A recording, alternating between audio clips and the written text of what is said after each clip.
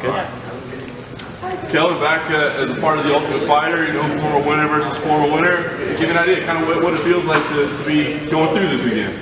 Yeah, I mean, I've been through it already once before as a competitor, and now I also coached the Latin American season, so now third time's the charm, I guess is what they say. I felt like this time is going to be even better.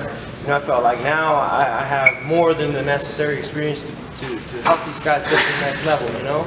And the thing that I wanted to do before coming out was just let these people know that I'm here for them. You know, I just know how it felt. When I was in there, you know, I felt alone, I felt scared, I was nervous, happy to be in the house, but nervous. You know, a lot of new faces, very big new environment. So I wanted to put them at ease a little bit and tell them, you know, these coaches that I brought here, we're all here for you guys, and we're here to help you guys get to the next level.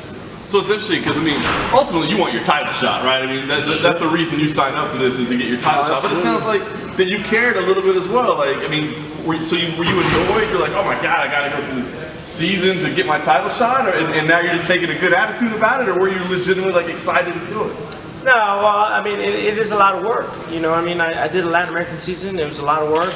But now, you know, after this experience, I'm gonna get my title shot. You know, if I got to get through this experience first, then so be it. You know, and I'm gonna do it with every ounce of you know, experience that I can. I'll pour it on to them. So I'm here for them. Yeah.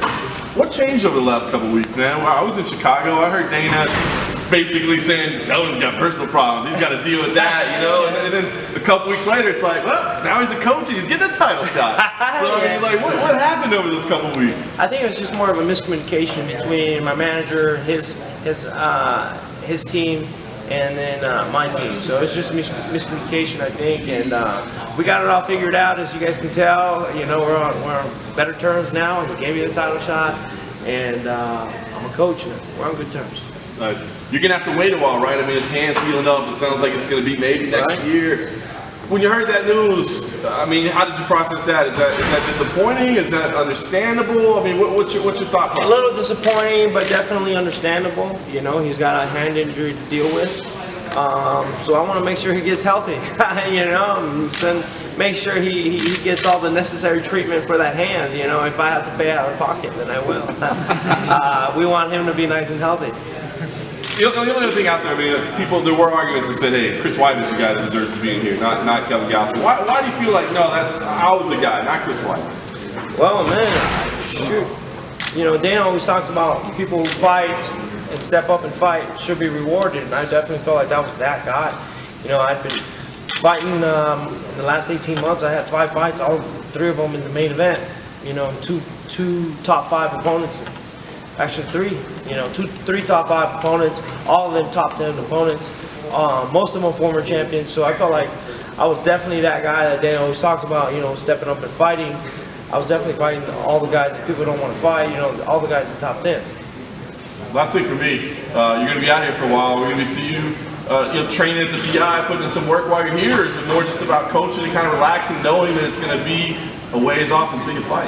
Well, I'm going to try and get in here as much as I can, but like I said, the Ultimate Fighter job is a full-time job, and I'm doing it with every bit of energy that I can. So I'm putting myself 110% for these guys. So I mean, it's going to be hard to get some training in for myself. So yeah.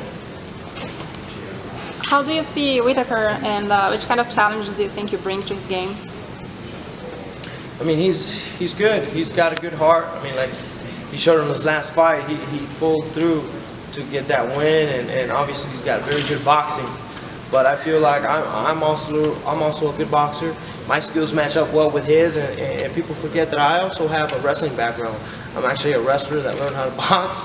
You know, I haven't really used it in my last few fights because I like standing up, but I'm a wrestler. I'm a brown belt in jiu-jitsu, and I have you know, a lot of confidence in my ground game as well. So I feel like I match up well in all the aspects of MMA with Robert.